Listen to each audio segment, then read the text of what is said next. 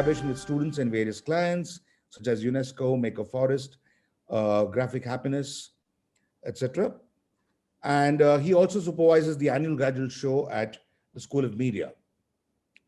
Our second panelist, unfortunately, Jitske Bodewes is not well. We wish her the best in recovering from this attack of flu that she has and will not be joining us. She is the account manager at HKU for the last 11 years. She handles strategic partnerships, research projects, and internships for students across multiple disciplines. Next, we have Stefan. Stefan Sandberg is a permanent professor of branding, creativity, and innovation at ICN Business School. ICN is part of the Artem Alliance, which is a partnership promoting interdisciplinary alternative learning methods, creativity, and innovation in educational programs, all with a view to train a new generation of creators and decision makers. He has 20 years of academic and corporate experience. He holds a PhD in philosophy and a master in communication studies from the University of the Arts, Berlin. His research interests are in the field of co-creative branding, as well as team creativity and innovation management. He uses the hero's journey as a framework to develop new creative formats for workshops and projects, and works together with colleagues worldwide on the Imagining Tomorrow project. Third, we have Gauri Keswani from ISDI, Mumbai. Gaurav's an interior and product designer, holds a dual master's degree from Domus in Italy. He specializes in the field of critical design with a focus on the future of workspaces and retail. He has over 7 years of experience working with global organizations like Olympus Microscopes and Siemens Italia. He's always interested in pushing the boundaries of cross-disciplinary learning using his experience in spatial design, product design, and design research. This aids to his current role at ISDI, where he is the Associate Program Director for the Postgraduate Diploma in Design program. He's also been a lead for various courses at the School of Built Environment and School of Product Innovation and Strategic Design during his 3 years at ISDI. Thank you and welcome to this little event of ours this evening. And thank you for spending your Saturday, which I know is on the weekend. What we're going to do now is we'll first start with a small clip and then proceed to the next part. The movie clip.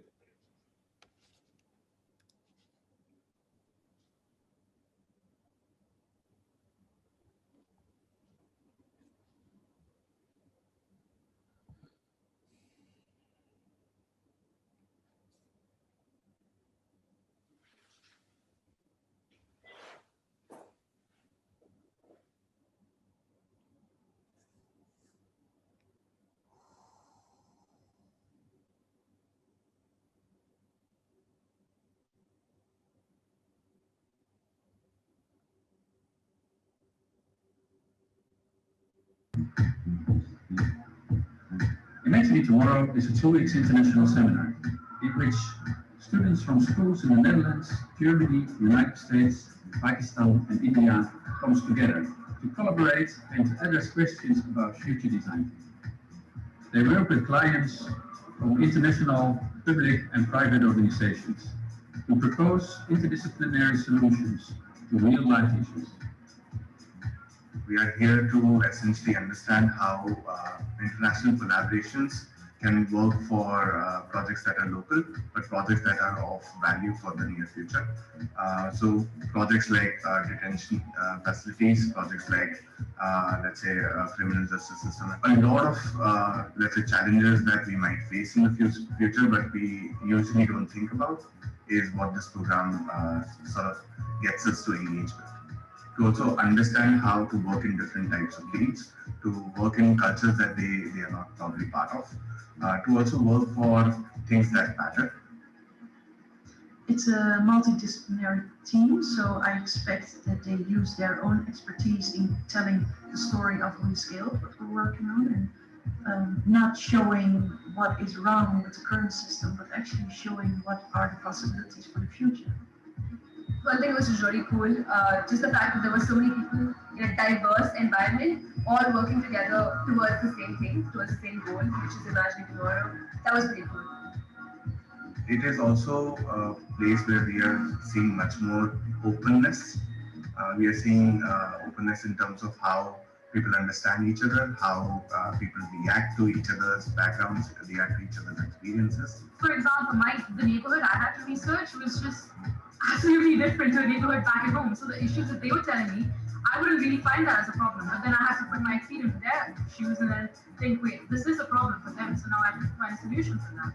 I think at the end of the program, we stopped and given like, okay, them as in Dutch and then us. It wasn't like that. It was like, it was us, like all of us working towards something better, something like imagining tomorrow, yes. The benefit is that you get IDs who are really, really rich and have a bigger picture than the picture out of your own way of living. And that makes it really, really inspiring. We truly believe that we should share knowledge between continents, between different countries, and between different cultures. The diversity, the different perspectives and cultures. Yeah, it's good. That was fun. That was a lot of fun. Yeah.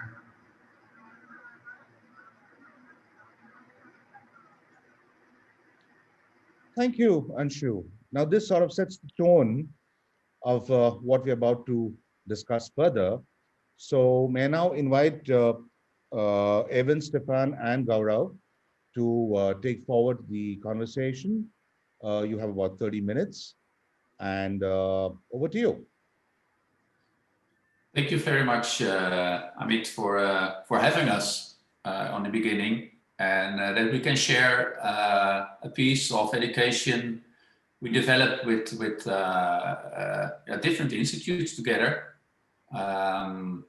And we started in Utrecht, and we traveled to Germany, and we were not yet able to travel to Chicago because Corona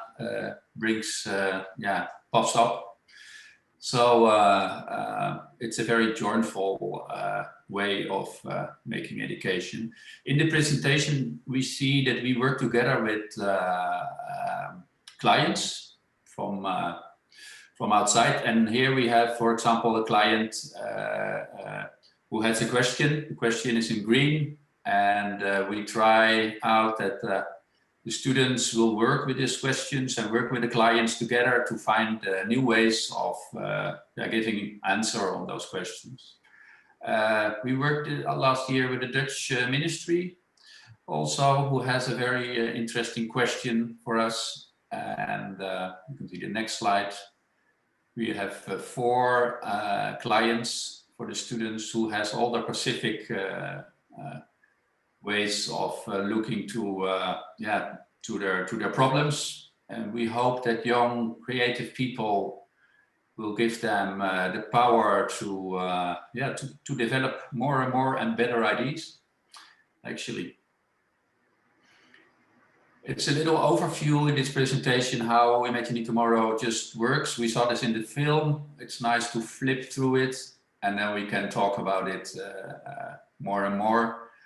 The clients will come. We will go to the clients with the students. For example, we have a client in a hospital, and all the students went to the hospital and get some expertise over there to work later on the topic. What's wonderful is that the different nationalities works together. In this perspective, German, Dutch, and Indian students work together in the program. It's also fine. The next one. And in the end, we made all kinds of conclusions.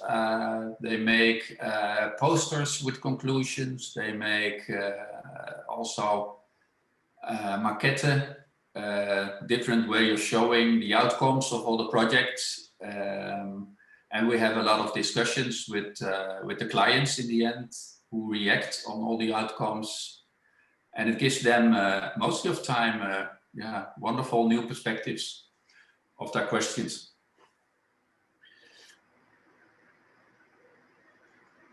Oops, sorry. Maybe, if it's okay, I would love to add on what Erwin has said, because Erwin said different nationalities came together, and this is already a big advantage of Imagining Tomorrow. But I would like to add that it's also interesting that students from diverse backgrounds come together. Yeah, we have their art students, design students, cultural management students, and management students. And this is really interesting to observe at the beginning of these 2 weeks that the students come there with their individual, let's say, specific educational thinking. And it's a little bit like magic that because we merge the teams really in an interdisciplinary way, that after, let's say, 2 or 3 days, it really works that they merge in a really holistic way, that it's not anymore, let's say, disciplinary thinking, that it really goes beyond. And I think this is also a big advantage of Imagining Tomorrow, I would say. No, that's true. Yeah, yeah. I think the mix is also, it doesn't matter what's your background on the specific moments. It's just the way you give input on the project, and you start working with each other, and you start learning actually with each other on a playful way. I think that's actually what we try to do, or what we find out we can do in an interesting way. Huh? So, and for me, it's not only to teach students, but it's also a pleasure to work together with different teachers, and also to develop whole Imagining Tomorrow again and again with different teachers. So that leads me to a question, if I can butt in, Erwin. Yeah. Who trains the trainers? I mean, who trains the trainers? Yes, I mean, it's a new form of collaborative learning. But the trainers, if they're going to be leading this, who trains them? Yeah, I think we try to train ourselves with each other, to be that open as possible, and also to show what you think on this.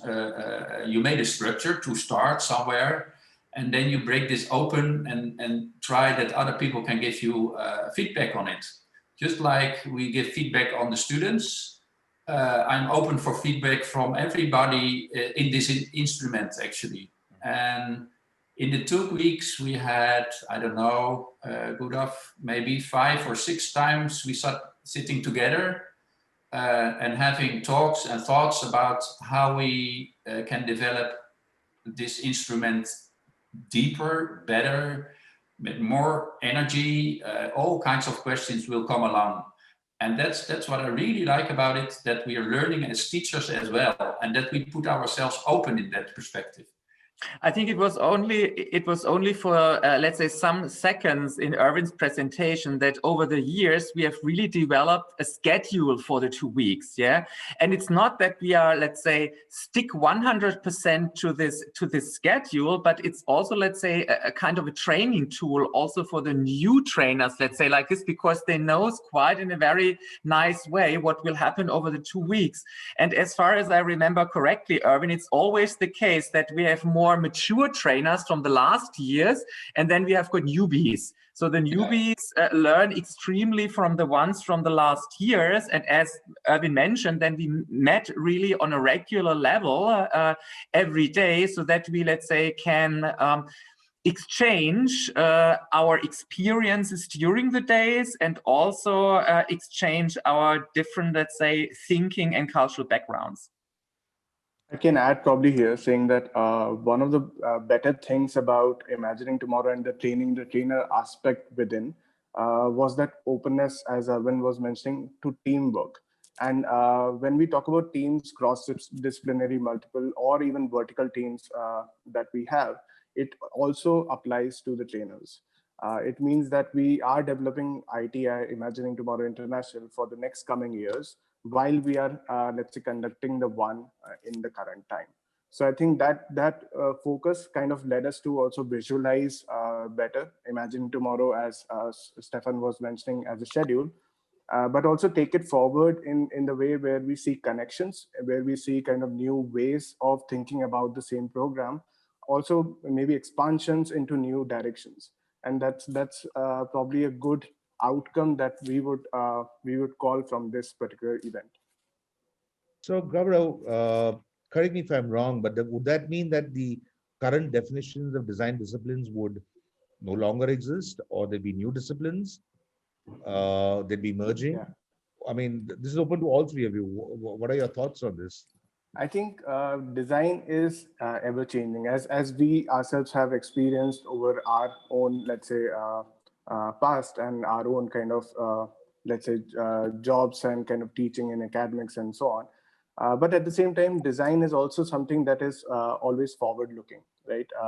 We do kind of take what we have from the past to get a grounding done, but we also take it forward. And that's probably where we start blurring certain boundaries between different types of disciplines. And Imagining Tomorrow is a great example for the same, where we don't have a kind of boundary established between arts and economics student or management master student, or let's say design from communication second year or product third year. It really doesn't matter where they come from.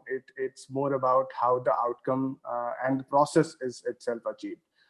In the same kind of strength, if we were to take it forward, I think this blurring boundaries is also an aspect where we are seeing design education to move.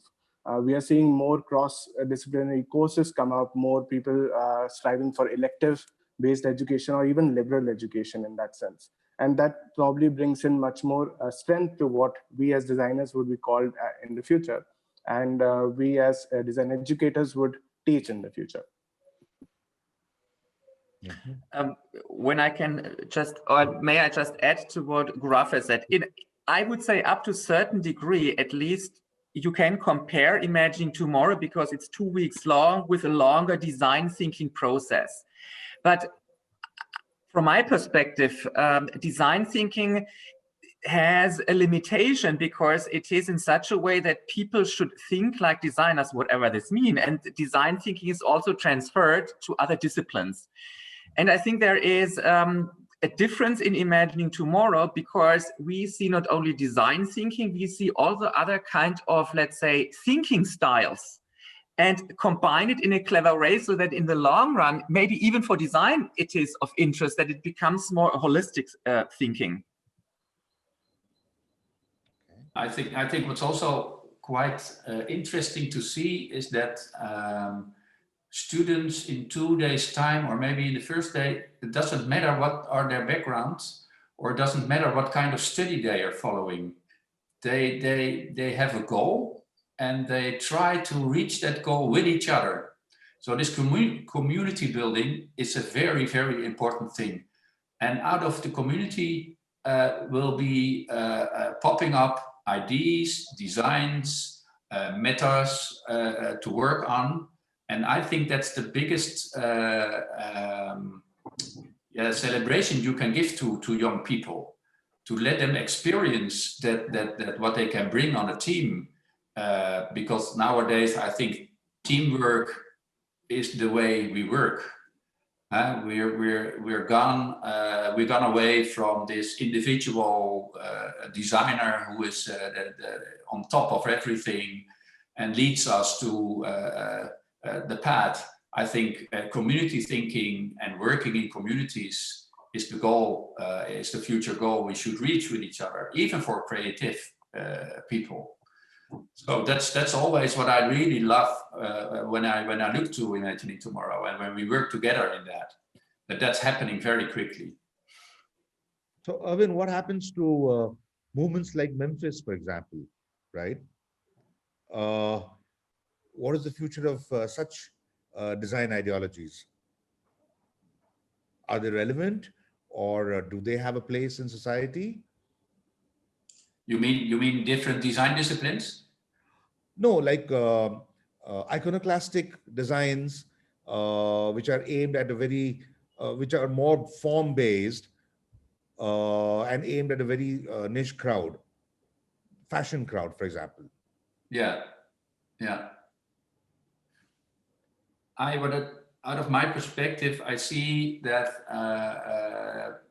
design becomes more and more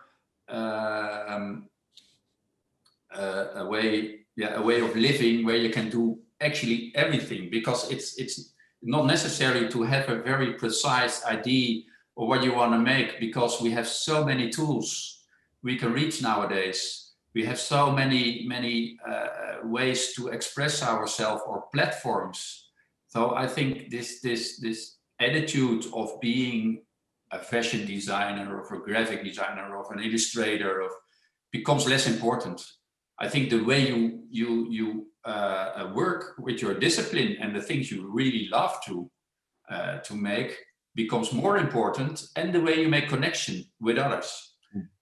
And even in fashion, you see that the connection to society, fashion was always on a kind of distance. They dictate actually what we should draw and what we should wear, and nowadays they can't. So this whole change who's going on in society, but also has this influence on design and designers and young designers, and even on teaching of it.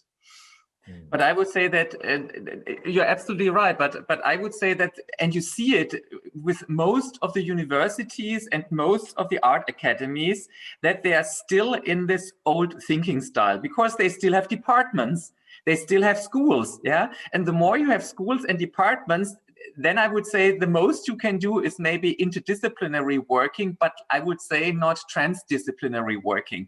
I would say maybe also going back maybe to Bauhaus thinking, yeah, that you have more, let's say, a general study at the beginning, and then the students can maybe make a decision going in a specific direction. But as long as art academies or in general universities have this school and department thinking in mind, all the good things or thoughts Erwin just had, it's challenging, I would say. So I can add here by saying another thing that we a lot of times miss in design education is how important it is to know or learn globally, but at the same time act or design locally. What that means is we can come from various school of thoughts, we can come from various iterations of the same school of thoughts, but at the same time, we need to understand challenges and ways of working that are kind of more perceptive, more in tune with what's happening around. And at the same time, kind of apply those verticals and kind of interpret and change those to the challenges that you face in projects today in your local spheres. I think that's very much important when it comes to education and education moving ahead in terms of school of thought. What I actually try to tell people on the faculty nowadays is that we should maybe, if we are able to run away from fake education, that's how I call that, fake education, and go into real problems who we know around us every day. You know, how much time we spend on the art school to give students an ID who's actually fake, and let them work on that.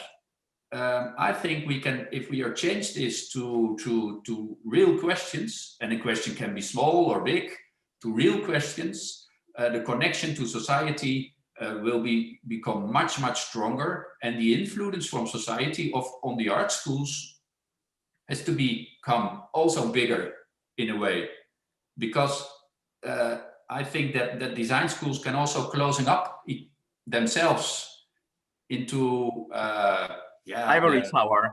Yeah, in also beautiful ideas, you know, but you can work in circles for years in this. And what I try is to open up this teaching idea and open up the community actually for that. Not always easy, I can tell you. True. Yeah. So wouldn't that require more other knowledge bases, disciplines alongside design? I mean, how would you try and manage that within the short gap of 4 years? But yeah, I think imagining tomorrow is one possibility. I think you need in the curriculum specific spaces, yeah, where you have already, let's say, included transdisciplinary thinking. I think the HAKA is doing it in a clever way because they have, I think it's called ateliers in the specific years where students from different departments work together. At my university, this ARTEM concept, the alliance, is of 3 universities in Nancy, which is a technical university, or art university, and a business school. And all students have to do, in specific years, they have compulsory, let's say, courses where they have to merge in any way. And so I think you have to put it into the curriculum in the 3 or 4 years, and then it works. Of course, you need to have the openness of the departments and of the different universities. But when there is an openness, I think there's a high chance that you can include these, let's say, interdisciplinary or transdisciplinary elements in the curriculum. I think it's also because I travel around, for example, to Chicago, and I told them about the idea of Imagining Tomorrow, and they were immediately enthusiastic and opened up their institute because they really love to have this openness with other art schools. And when I came to Mumbai, for example, I had the same experience. So if you start talking about the ideas, people are really quickly opening up and try to come together and to find out how we can work in this perspective. And even Imagining Tomorrow is an international way of working, but you can do it also very local. That there will be no problem for that. Gourav, would you like to? So I think the interdisciplinary aspect or interdisciplinary course-based aspect is something that we are seeing more often in schools, even in India, if we were to think about that. For example, in ISDI, we do have interdisciplinary courses with the management and the mass communication schools as well. At the same time, apart from, let's say, interdisciplinary kind of scheduled learning, there is an aspect of open learning as well. This open learning can happen much more with industry collaborations, much more with live challenges, much more with local or community-based challenges. These challenges, as we tackled with ITI, are something that all of us think about, but not always kind of act about because of either, let's say, low possibility of outcomes or a low possibility of turnarounds. When we think of it rather than a process-based approach, we understand that it's much more about learning than about direct application in the short term. It's also about people converting to something or some ideologies that can, let's say, reflect back in their futures. So when we see cross-disciplinary or transdisciplinary curriculums, I think it's also important to kind of collaborate with subject matter experts within creating the courses and with delivery of courses as well. At the same time, it's important to engage with other institutes in challenges which are of a larger scale and a local value. Okay, I'm going to take a quick poll out here and let's just figure out what our audience is. Could we have the first poll, please?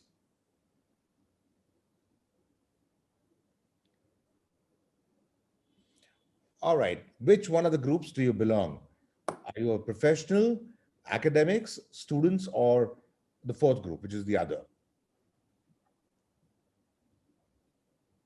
Quick, you have 10 seconds.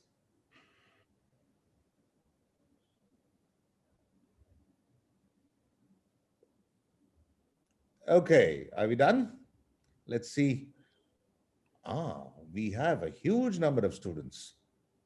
Very interesting. Excellent. Thank you. Yes, please carry on. Yeah. So I think we can take a look at also how ITI performed over the years. Maybe Erwin wants to kind of take that over and how it has changed its kind of perception in the last 3 years of running.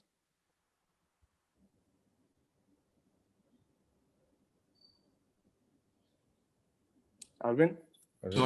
Sorry. Can you repeat the question? Sorry. How has ITI been over the last 3 years? How it developed? Yes. Yeah, we started 6 years ago, and we started very locally. actually, with only students in the HKU. And the last 3 years, we developed it on an international base because people reacting so positively about the whole idea. So because my background is also the international affairs, beside the head of the graphic design department. So for me, it was a very small step to just integrate those ideas with each other. And from there on, yeah, there became so much spin-off. And I think Stefan was one of the first teachers we worked together with Kirsten out of Chicago. And we had also some other from Pakistan and Romania, I think. Stefan, look to you. Yeah, so that's how we build actually on our connections. And I think what's also, because you mentioned all this university, it just comes in my mind. It also emerged that it starts, as far as I know it correctly, Erwin, with more bachelor students. And then we also include in Imagining Tomorrow master students, also the students from Romania, which were in the program of architecture. They were quite mature. They were at the end of their master studies. And I think this is also interesting that Imagining Tomorrow works when we combine even quite young students, young in the sense of at the beginning of their bachelor studies, with more mature ones. And over the days, you do not see anymore a difference if a student is a bachelor or a master, because what I don't personally like this a little bit an arrogance of master students, or I cannot collaborate with a bachelor student because they are so young and they don't know anything and they are not trained.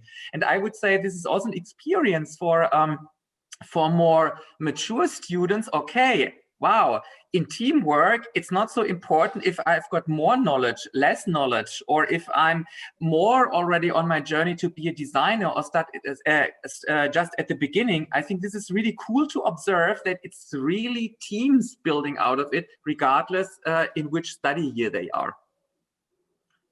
And even in this team building, it's sometimes it will become clear by students that the way they work in a team tells them that they may be less interesting in becoming a designer, but become more interesting in a team leader, for example, or become more interesting in communication with the client, or thinking on a strategic way.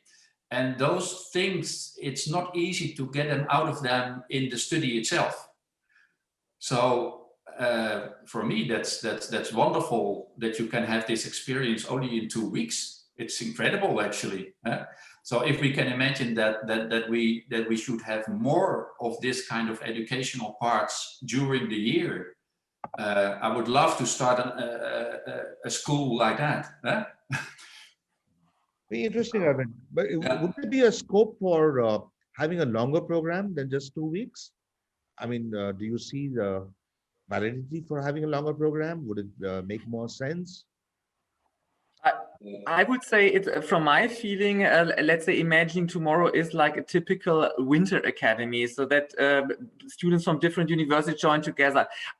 I've also participated, it was more marketing oriented at the Norwegian School of Management in a 3 weeks summer program, but I would say this is already quite long and it's also cost intensive. So I would say 2 weeks from my feeling is for such a setting a very good one. You need some days for a warm up, and then it's good that you have the weekend also for reflection, also to have fun, because Imagining Tomorrow we go to other cities, be inspired by exhibitions. So my feeling is 2 weeks is, let's say for an international setting where people from all over the world join in a way, I would say 2 weeks is a perfect setting. I don't know how you see it, Erwin or Gourav. No, for this kind of education, it's perfect. I can imagine that you also can make a longer program. There will be no problem, but I think the feeling of the pressure cooker and the feeling of to be in a movement becomes less. And then you're more back to normal teaching in the art school, where you have teaching periods of 8 weeks, 6 weeks, or things like that. and that needs another dynamic.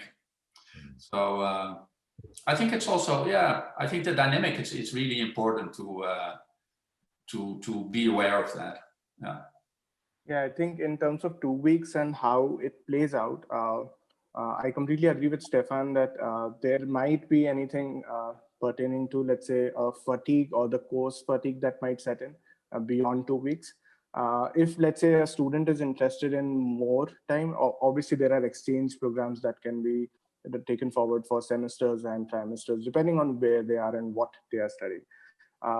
Apart from all this, I think it's also about how a large scale is dealt with. So if there are 80, 100 students kind of brought together for a period of 2 weeks, it's already something that is managed with various kind of parties altogether. So a lot of variables are kind of considered and kind of brought into the space like that. If we kind of scale it up, or we kind of, let's say, extend the program, then those variables would get harder to manage. And that's probably another worry that comes in with any longer duration of this kind of a program. What I could imagine for Imagine Tomorrow is, because this is maybe, let's say, something good out of this COVID-19 drama, in a way, that I could imagine that you combine more remote elements. For example, that you have a remote element at the beginning where you get, for example, the project brief from the client a little bit earlier, and maybe we have a kind of a team building already before, or at least that the students get to know each other via a remote setting, or even that you have got something remote afterwards. I think this I could imagine, or even we discussed already in our, let's say, little trainer team, because Chicago could not work because of COVID-19. Can Imagining Tomorrow be up to a certain degree also in remote? And I think we are here at the beginning to reflect if this is possible, but this might be also a future scenario. I think this hybridization also works very well in terms of how we deal with certain challenges, or local, in terms of community-based challenges or wicket problems, if you want to call it. Because there are different scales of wicket problems in each of our regions and each of our zones, and they are a lot of times similar, though the scale might be different. If we are kind of looking at hybridization, maybe we have multiple clients on the same issue, but solving in teams that are cross-disciplinary and international remotely, and then applying those challenges. I think that can be another way to look at ITI in the future. But isn't the future today, in the sense that we had probably thought and we tried and attempted at learning online, and now we are forced to do so. So it has just, I mean, the world's turned topsy-turvy. I mean, we need to really relook and rethink of how we're going to teach, how we're going to learn. Maybe we can also ask that on the student itself. How's the experience with doing this live and now have to learn so much digital? Okay, so I'm going to ask the second question now, and let's try and understand what the academicians in our group have a feeling. May I have the second poll, please? So would you adopt these teaching methods in your school? Are you already doing it? Yes, you would. No, it doesn't make sense. Not sure. You have 10 seconds.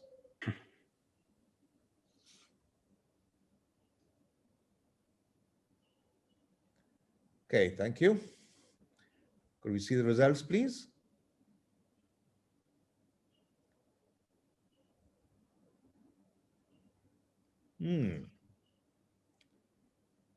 This is very, very nice.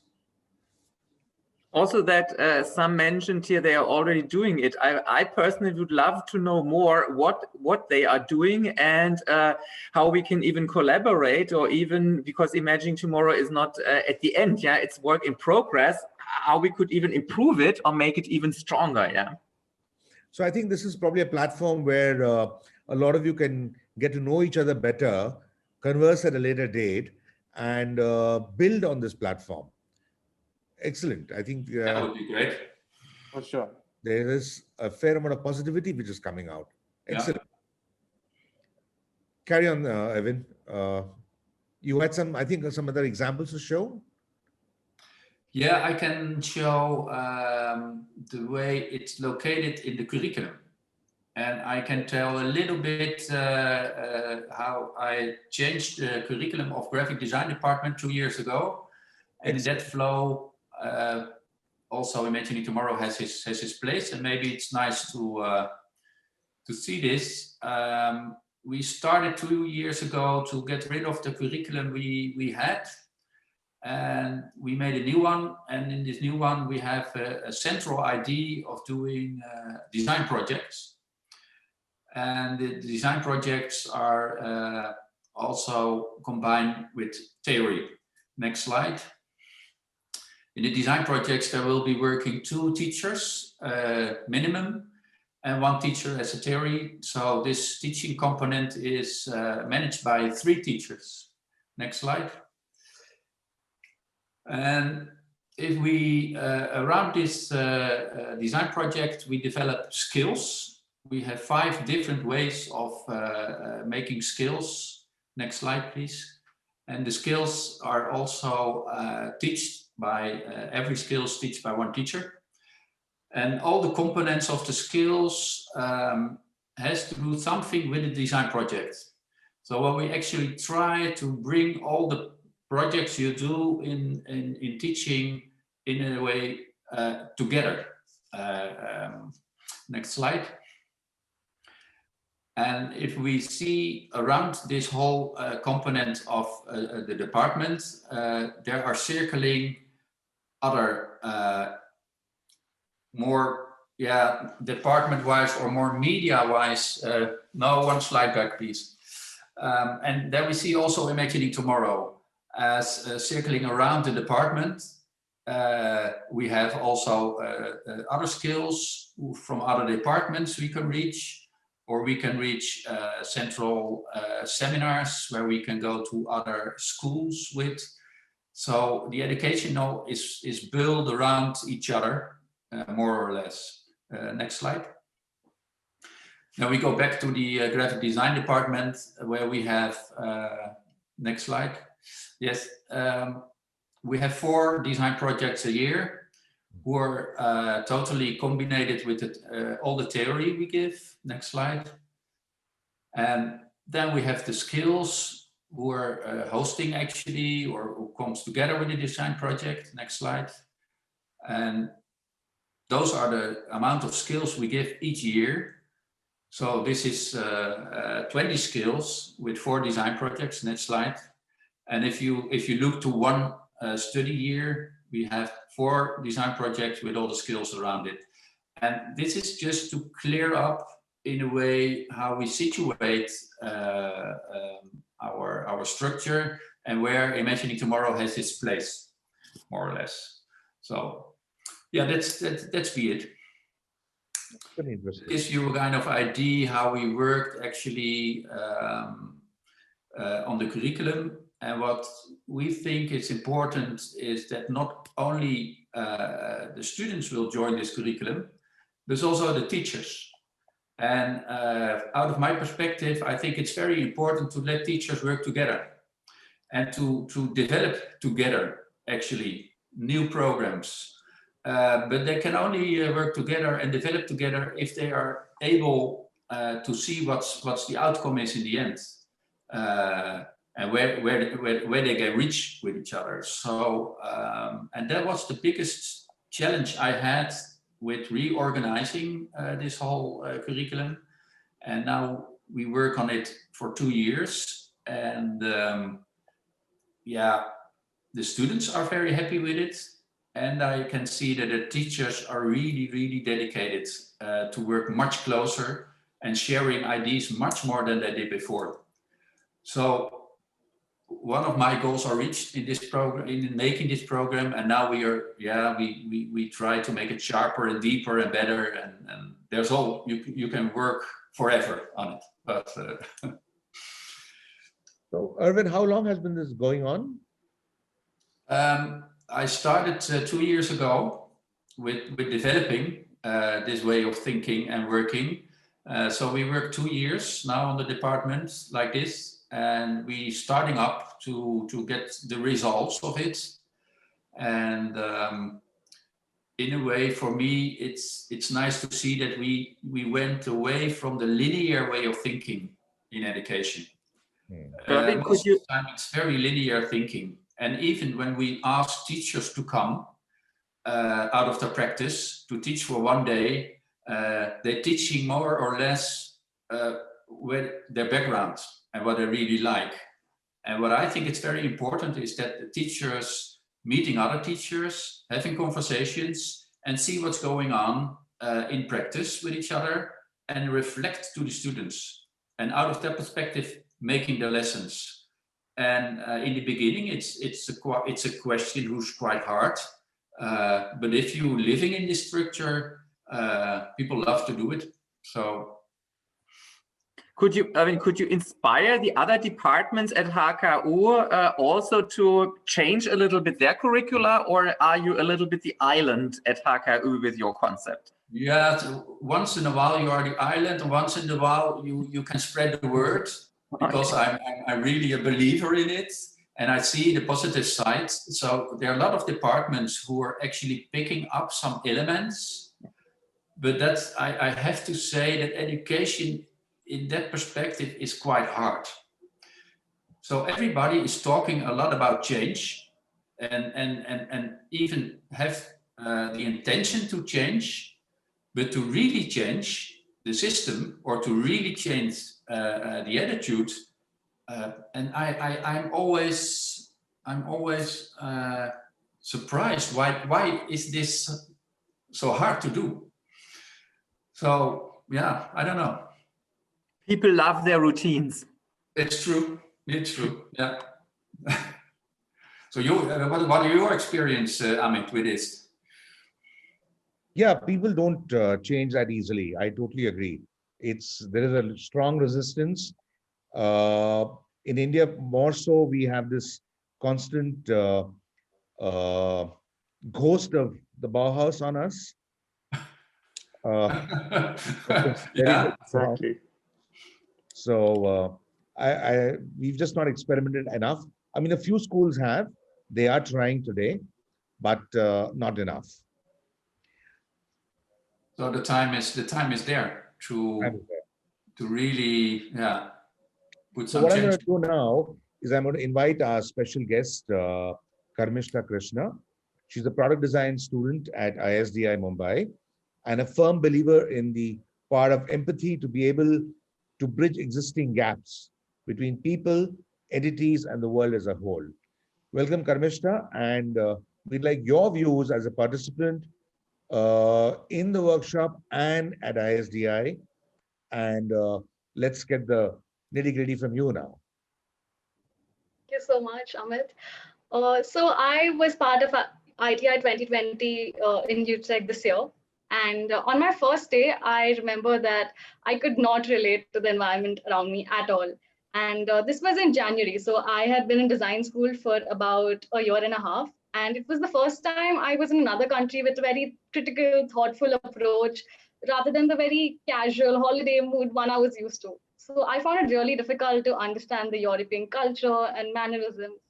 But I think conversation with other students that began after some really interesting icebreaker activities on the first day, I began to develop a very keen interest in observing that everything that was so new around me.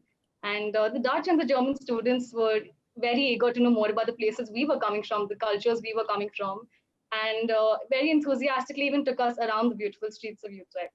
And I also got a chance to visit a couple of really interesting art exhibitions around the place. So that was something that's a huge highlight for me. And talking about the project, so my group's project was in collaboration with Witteveen and Bos, which is a civil engineering firm based out of Utrecht. The project brief required us to look at a better planned, more sustainable alternative to a street that was growing extremely chaotic because of the corporate parking in that area.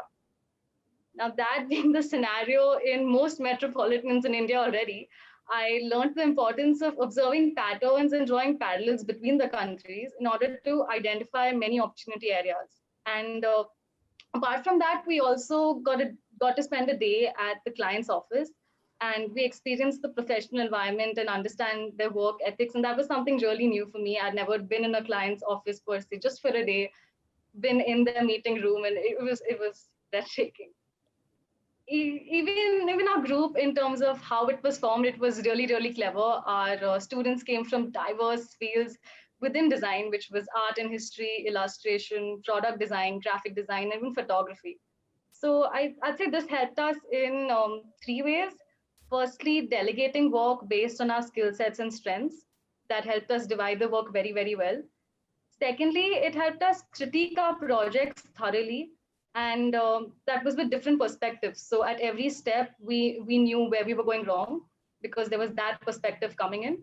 And thirdly, I'd say it also helped us adopt a multidisciplinary approach during concept development, so that we were not restricted to coming up with just a product or just a system. We knew we could use different mediums and different disciplinary knowledges to come up with a solution that could help people. And being a product design student, I was also really intrigued by Haka's wood and print workshops and projects. So I was very kindly given a tour throughout the college by one of my groupmates. Excellent. I remember, sorry? I'm sure that'd be very inspiring to a huge student body that we have with us. Thank you so much. And okay, let's go to the last poll of the day, and then we'll start the winding up. May I have the last poll, please? Poll number 4. No, not this one.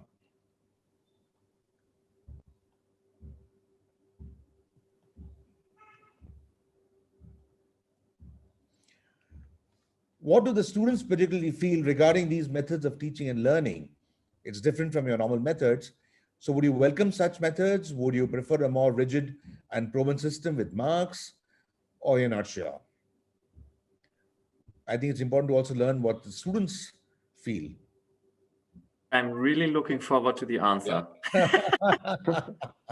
Yes. Okay, 2 more seconds. Thank you. Yes. There you are. Yeah. Good friend. We're doing great work. Nice. Yeah. Excellent. Okay, I'd like each of you to, I'll give you about 5 minutes each, and then we throw it open to the audience. They have a lot of questions coming up. So your final thoughts. Erwin? Final thoughts. I would love to develop in Imagining Tomorrow 2.0 or maybe 3.0 for India, even, because I think there are a lot of different skills who can develop more and more. And even Stefan and Gourav and I, we were talking about it, and we're inspired for it. So I'm open for more and more ideas and to build on this starting point. Actually, that's how I see it. Yeah. Yeah, I 100% agree with Erwin, and I would love, and at least at my university, at the ICN, I have the possibility to break down a little bit the boundaries, yeah, so that, because I think the time for disciplinary thinking is really over, and there should not be arrogance between disciplines anymore, and we should more interact with each other. I know it is stressful, yeah, and it needs more from professors and also from students to break down these boundaries. But I think now it is really the time. And I think Imagining Tomorrow, or like R10, for example, what we have at our university, I think these are seeds in a way, yeah. This is the starting point, and the more universities go in such a direction that they do not see only these bachelor and master programs and all these accreditation offices coming every 4 or 5 years. I don't know how it is in India. And then in a way, come on, how is it? We should not tell it to students, but in a way it is, you know, you please also these accreditation offices. Come on. Yeah, it's often not that you're 100% convinced of what you are presenting, I would say, but it is necessary because these accreditation offices have their outlines, and commissions come and they have their mindsets. So I would love to break a little bit out of it. I know it is necessary, and it's clear that the students need their certificates, their bachelor's, master's, and PhD, but I would love that universities integrate more this open thinking. And even if the students, I'm quite sure, do not get credit points for it, I'm quite sure that they are happy, yeah, that in design, in management, or in other disciplines, we break a little bit the walls, I would say. Yeah, I think we can take this again in another direction of thinking of how we need to move away from creation to creativity. I know we have had these discussions multiple times, but these discussions are much more relevant when we think about future of these students here and how they'll end up being practitioners. We are looking at transhuman kind of design teams now, and not just human based, which means that we need to also understand a movement away from traditional kind of knowledge of skills or practice of skills to kind of understanding how those skills can be utilized very effectively, or how and where you can kind of combine or collaborate to get new skills in. It's not really hard to pick up skills if you really are dedicated. At the same time, it's not really hard to go cross-disciplinary if you are really open.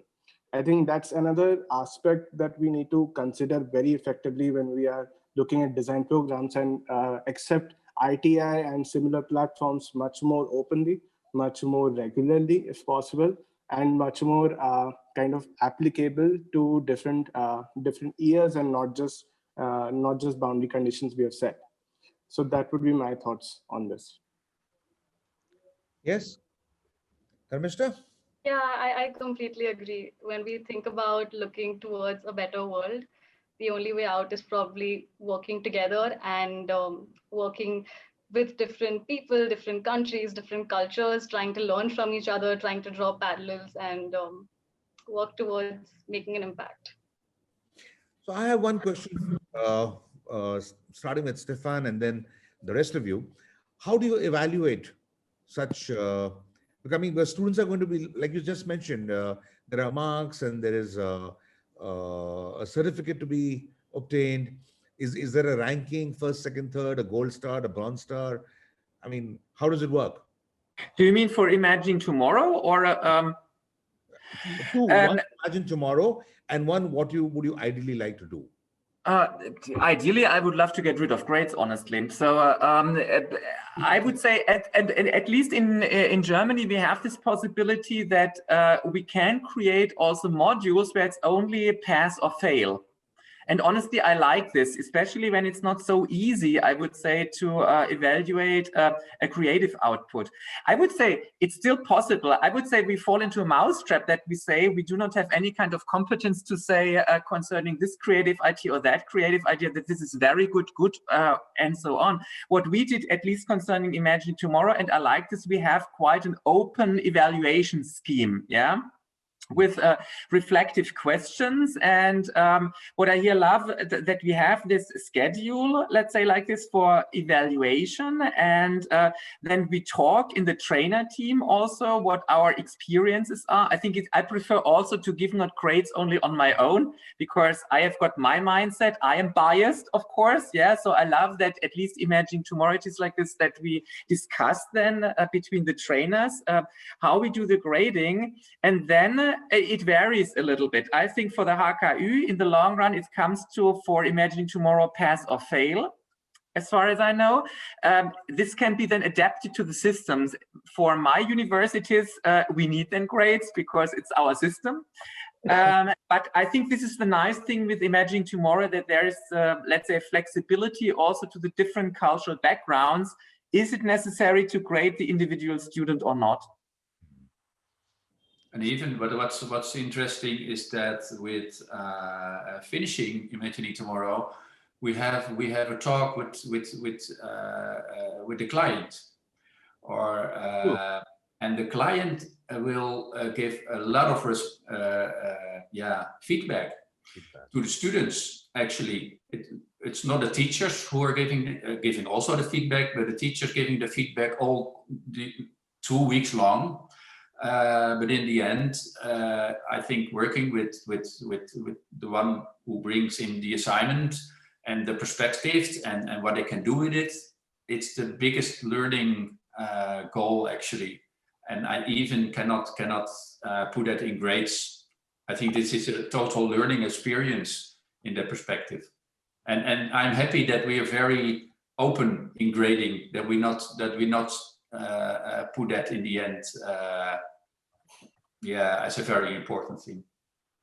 I think from my perspective, if we were to kind of grade or how we graded during Imagining Tomorrow as a new method of grading, there is another element that we sometimes miss out, which is the human element of the students who have participated.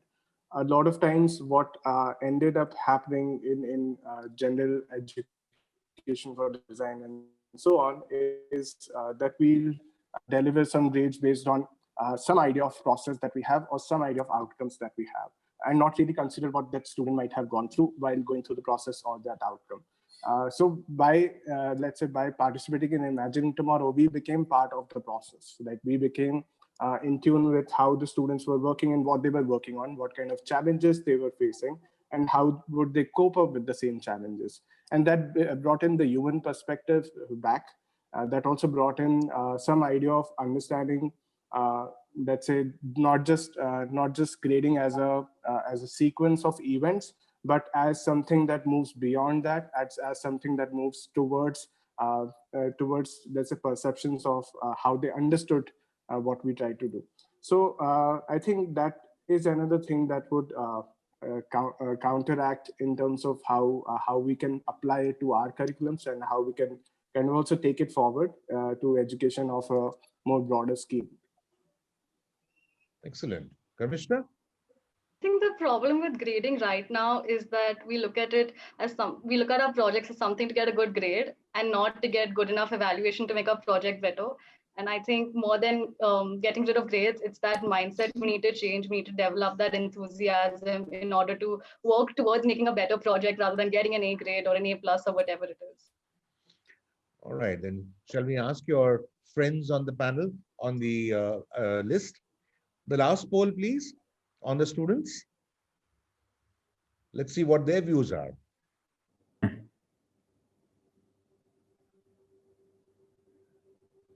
Do you think the system of giving marks and ranking in design schools should be avoided? Yes, no, or a maybe. Time starts now. You have 10 seconds.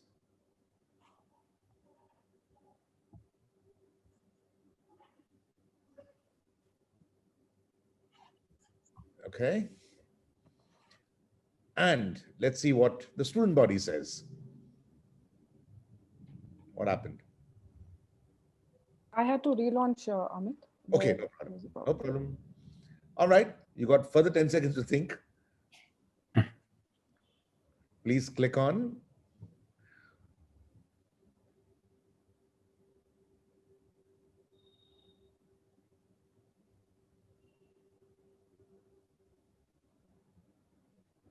Yeah.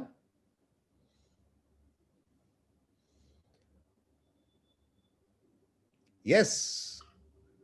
But we still have some who feel they'd stick to the standard system. Anyway, but a lot of numbers, the majority, of course, says definitely you should avoid ranking. Mm-hmm. I think this is something which the universities need to listen to. I think it can open up, or it will be open up education again, where we are able to put away the ranking and we more freely to work with each other and to really see the person as a person. I think that's a big step forwards. Big step forwards. We have some questions from the audience. You've already answered a few of them. There are a couple more.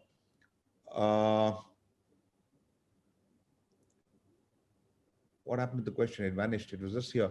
Basically, we have Vivek Sheth asking where they could get more information about the future of design, about the Imagining workshop.